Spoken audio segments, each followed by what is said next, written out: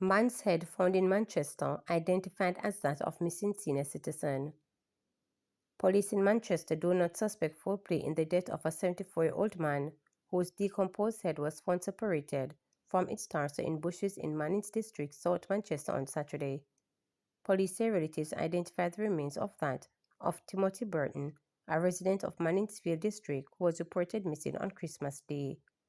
Police said Burton was last seen at home about 8 p.m., wearing a red shirt, blue jeans, and a pair of black shoes.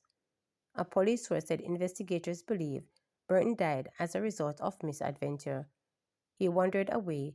He has Alzheimer's, so he couldn't survive without a caregiver, but he still lived alone. He went missing from around Grand Market, the source told reporters. The body was decomposed and dogs hauled it all away. People saw bones, and the dogs were missing with it. It is a death investigation. No foul play suspected, added the source. St. Mary police nabbed fugitive wanted for murder. A 21-year-old man wanted for murder was apprehended on Friday during an intelligence-led police operation in St. Mary. Ronald King Davis of Onotobe had previously been featured on the Jamaica Police Constabulary Force Wanted Wednesday in relation to a 2023 killing. It is reported that around 8:45 p.m., the police received information of a Great Theatre feeder traveling along the Robbins Main Road, suspected to be transporting the wanted man. The vehicle was intercepted and Davis, along with two other occupants, a man and a woman, was discovered.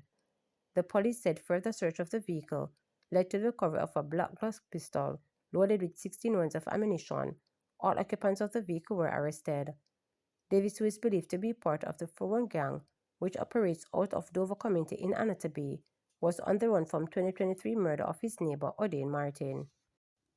Education Ministry provides support to TAA SCH High School in St. Catherine following shooting incident Friday.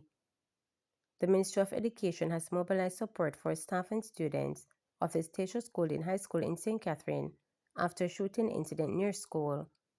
Reports are that a group of men came under gun attack from unknown assailants in the Browns Hall community. 3 persons were shot and wounded, reportedly ran onto the school compound seeking refuge. The ministry said the police were contacted and the wounded men were assisted to hospital for treatment. In response to the incident, all students were gathered in the central location for debriefing and emotional support prior to early dismissal. The ministry said to further support the school community, the Regional Community of Care team will be deployed to TAA SCH High School on Monday, January 13, to provide counseling and psychosocial support to students and staff. The team will be on site from the start of the school day to assist in helping students and staff cope with the emotional impact of the incident and will continue to support the school as needed. Minister of Education Senator Dr. Dana Marsh-Dixon noted that while no staff member or student was physically hurt, the incident has emotionally and psychologically impacts on the school community. Dr. Marsh-Dixon urged citizens to set an example for impressible minds through peace building and appropriate conflict management strategies. Meeting to be held with relatives of 4-year-old who died at Bustamante Hospital. Health Minister Dr. Christopher Tufton says discussions are to be held with the relatives of the 4-year-old girl who died at the Bustamante Hospital for Children recently. Alexandria Jones reportedly passed away from complications following surgery. Her relatives have raised concerns about the circumstances surrounding her death. On Tuesday, the Southeast Regional Health Authority said an internal investigation was launched into the matter. Providing an update, Dr. Tufton said following a preliminary report on the matter, a meeting will be held with the child's relatives. He also confirmed threats against workers at the Bustamante Hospital for Children following the girl's death.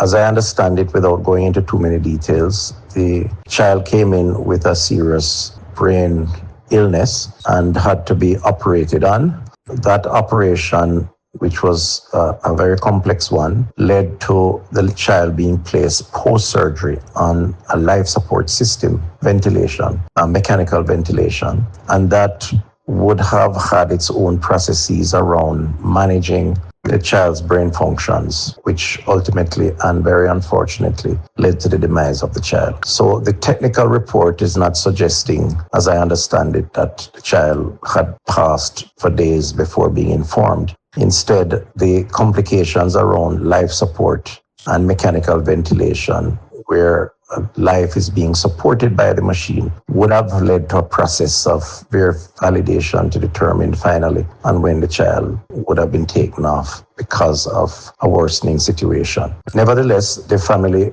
will be called in for a further conversation around this, which will hopefully bring some clarity and understanding. This is something that is not something we should encourage at all or tolerate. The matter has been reported to the police for their own action and follow-up, and the security arrangements have been improved or increased to support the staff in carrying out their functions. And I want to just say to those who may be involved, maybe grieving in the process, or support for those who are grieving, that this is not the way to solve or to resolve an issue.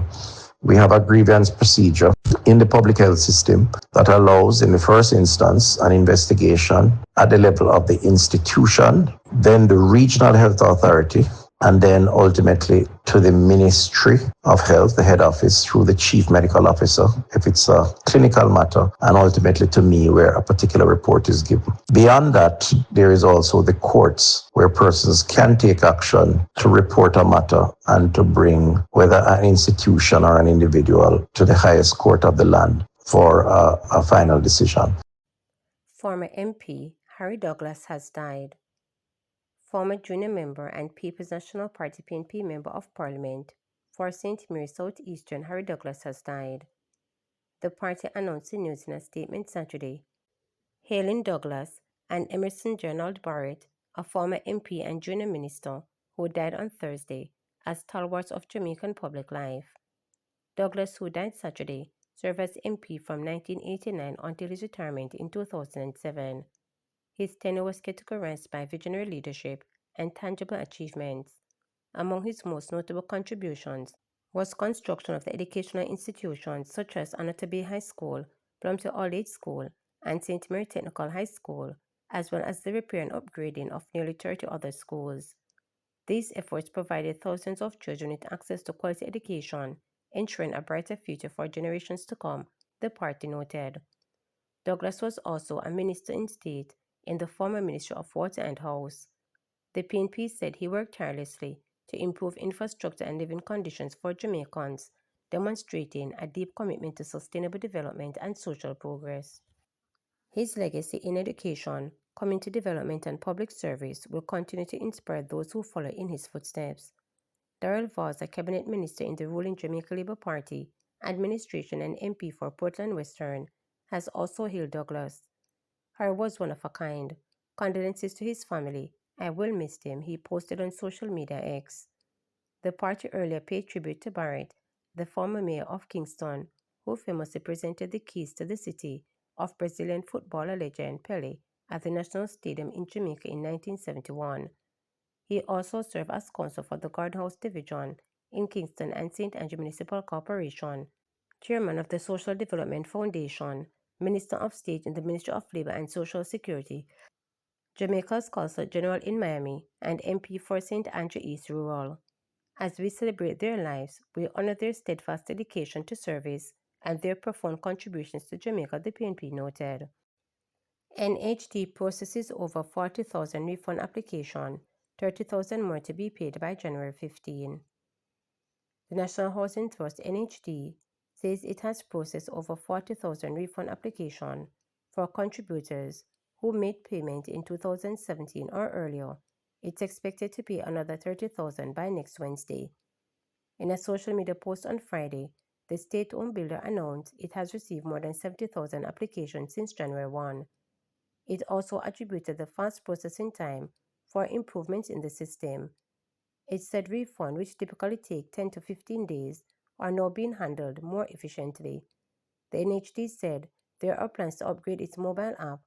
Problems with the app have frustrated thousands of contributors who try to get their application in early or apply for loan eligibility letters. The NHD said customers can continue to apply for a refund via their NHD official website. Contributors were also reminded to take precaution against fraud by using only the official NHD portal, ignoring suspicious emails, and double-checking their applications to prevent delays. Remember to subscribe, like, share, and click the notification bell for daily updates.